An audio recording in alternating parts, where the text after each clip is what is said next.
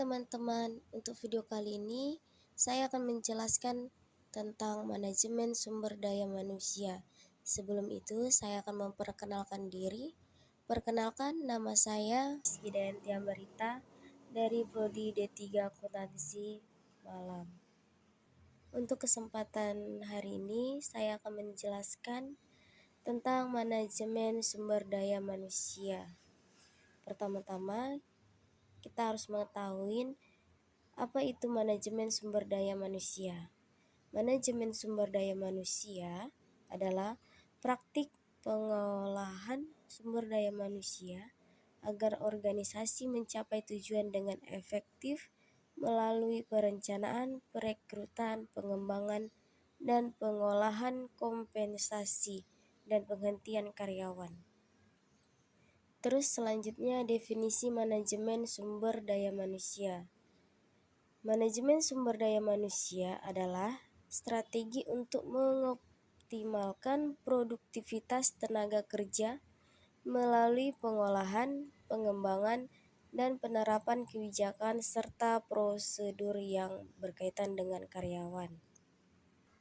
Tujuan manajemen sumber daya manusia yaitu memastikan karyawan terlatih, terampil, dan termotivasi untuk mendukung pencapaian tujuan organisasi serta meningkatkan kepuasan dan kesejahteraan karyawan.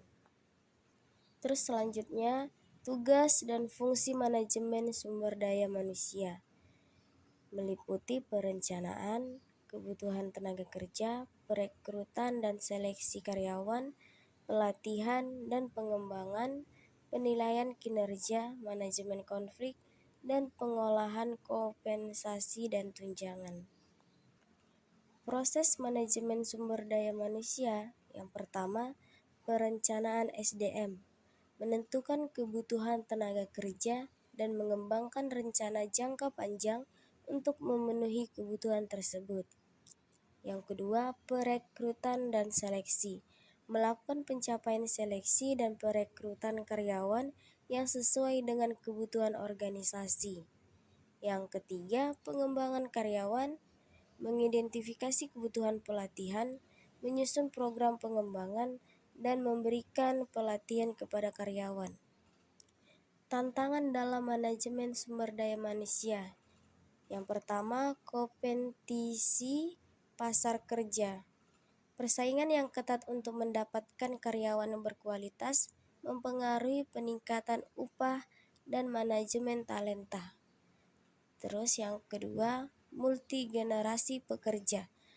Koordinasi dan pengolahan perbedaan preferensi dan nilai-nilai antara generasi karyawan yang berbeda. Yang ketiga, perubahan teknologi.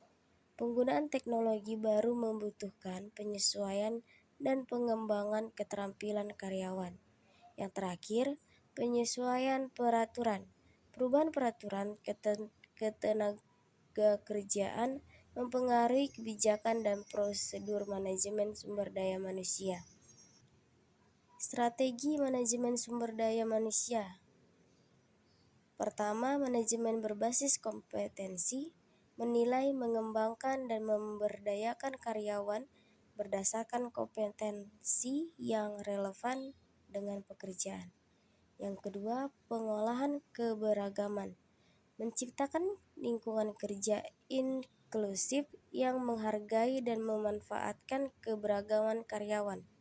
Yang ketiga, meningkatkan keterlibatan karyawan, mendorong keterlibatan karyawan melalui komunikasi yang efektif, mengembangkan karir dan kebijakan karyawan yang adil. Jadi, kesimpulan dan rekomendasi manajemen sumber daya manusia adalah elemen penting dalam mendukung kesuksesan organisasi, memulai perencanaan yang baik, pengolahan talenta, dan kebijakan yang adil. Perusahaan dapat mencapai kinerja yang optimal, menjadi tantangan yang ada, dan mengadopsi strategi yang efektif akan membawa manfaat jangka panjang bagi karyawan dan organisasi.